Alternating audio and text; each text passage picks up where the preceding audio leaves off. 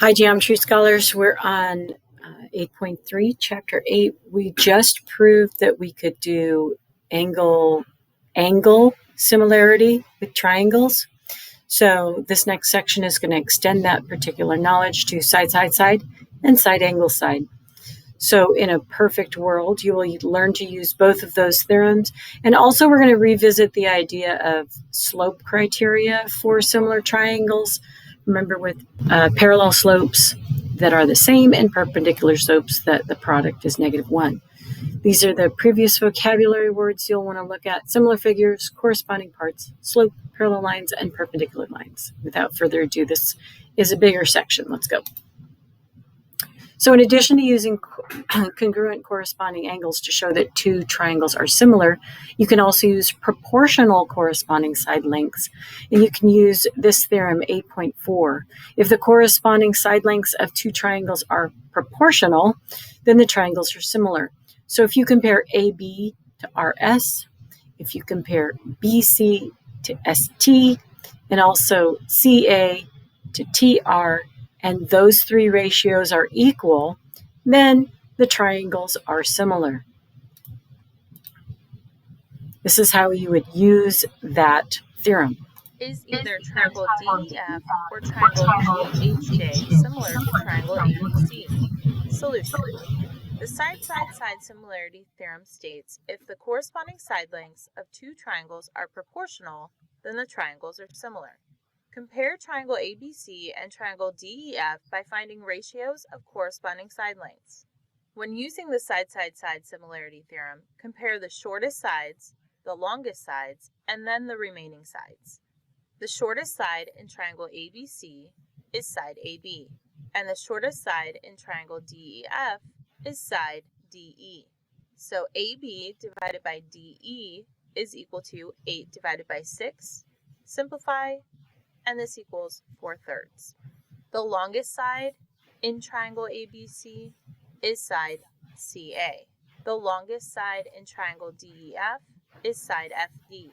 So CA divided by FD is equal to 16 divided by 12. Simplify, and this equals 4/3. The remaining side in triangle ABC is side BC, and the remaining side in triangle DEF is side EF. So BC divided by EF is equal to 12 divided by 9. Simplify, and this equals 4/3. All the ratios are equal, so triangle ABC is similar to triangle DEF. Now, is triangle GHJ similar to triangle ABC? Solution. Compare triangle ABC and triangle GHJ by finding ratios of corresponding side lengths. Compare the shortest sides, the longest sides, and then the remaining sides. The shortest side in triangle ABC is side AB, and the shortest side in triangle GHJ is side GH.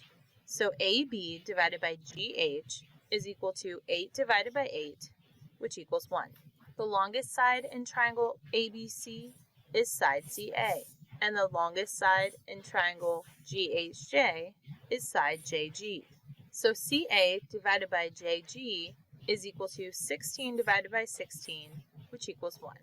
The remaining side in triangle ABC is side BC, and the remaining side in triangle GHJ is side HJ. So BC divided by HJ is equal to 12 divided by 10. Simplify, and this equals 6/10. The ratios are not all equal, so triangle ABC and triangle GHJ are not similar. Again, with side, side, side, you have to check every side. Now, there is actually a fairly long proof here, and you don't necessarily need to be able to do it all by yourself, but you should be able to follow along and understand what the steps are. In the interest of time, and that you could pause this and read through it, and also in your book, I'm going to continue. Here's an example of how you'd solve a problem. Find the value of x that makes triangle ABC similar to triangle DEF. Solution. Step 1. Find the value of x that makes corresponding side lengths proportional. Write a proportion. You can use either AB divided by DE equals BC divided by EF, or AB divided by DE equals AC divided by DF. Use AB divided by DE equals BC divided by EF. Substitute 4 for AB, 12 for DE, x minus 1 for BC, and 18 for EF. This gives the proportion 4 divided by 12 is equal to the quantity x minus 1 divided by 18. Use the cross products property, and 4 times 18 is equal to 12 times the quantity x minus 1. Simplify. 4 times 18 is equal to 72, and 12 times the quantity x minus 1 is equal to 12x minus 12, which gives you the equation 72 equals 12x minus 12. Solve for x by adding 12 to each side of the equation, and 84 is equal to 12x. Then divide each side by 12, and 7 is equal to x. Step 2. Check that the side lengths are proportional when x is equal to 7. In the diagram, BC is equal to x minus 1. Substitute 7 for x, and BC is equal to 7 minus 1, which equals 6. Check that AB divided by DE is equal to BC divided by EF. Substitute 4 for AB, 12 for DE, 6 for BC, and 18 for EF. And this gives you 4 divided by 12 equals 6 divided by 18, which is a true statement. In the diagram, DF is equal to 3 times the quantity x plus 1. Substitute 7 for x, and DF is equal to 3 times the quantity 7 plus 1, which equals 3 times 8, which equals 24. Check that AB divided by DE is equal to AC divided by DF. Substitute 4 for AB, 12 for DE, 8 for AC, and 24 for DF. And this gives you 4 divided by 12 equals 8 divided by 24, which is a true statement. So, when x is equal to 7, the triangles are similar by the side-side-side similarity theorem. This is almost overkill with the way you need to do it, but if you want to make sure you're 100% correct, go through all those steps. Okay, we're going to continue on. These are some class notes examples. And then you also have what's called side angle side similarity theorem. So if you have an angle of one triangle congruent to an angle of a second triangle, and the lengths of the sides, including these angles, are proportional, then the triangles are similar. So you can also prove it this way. There is a proof, example 33, in your book. Right now we're just going to go with this to solve some problems. We've got these two angles clearly marked as congruent, and then this ratio is also congruent. So ZX over PM is equal to XY over MN. If those two things are true, then you can say these two triangles are similar. Here's an example. You are building a lean-to shelter starting from a tree branch, as shown. Can you construct the right end so it is similar to the left end using the angle measure and lengths shown? Solution. In the diagram, you were given 2 side lengths and the included angle measure for each triangle. The side angle side similarity theorem states if an angle of one triangle is congruent to an angle of a second triangle and the lengths of the sides including these angles are proportional, then the triangles are similar. So first compare the angle measures. Both the measure of angle A and the measure of angle F equal 53 degrees. So angle A is congruent to angle F. Next, compare the ratios of the lengths of the sides that include angle A and angle F. Of the 2 side lengths given in triangle ABC, the shorter side is side AB. Of the 2 lengths given in triangle FGH, side FG is the shorter side. So AB divided by FG is equal to 9 divided by 6, which equals 3/2. The longer of the sides given in triangle ABC is side AC, and the longer of the sides given in triangle FGH is side FH. So AC divided by FH is equal to 15 divided by 10, which equals 3/2. The lengths of the sides that include angle A and angle F are proportional. So by the side angle side similarity theorem, triangle ABC is similar to triangle FGH. Now answer the question, can you construct the right end so it is similar to the left end using the angle measure and length shown? Yes, you can make the right end similar to the left end of the shelter. And that's a real life example. We are going to go on to the proving the slope about similar triangles.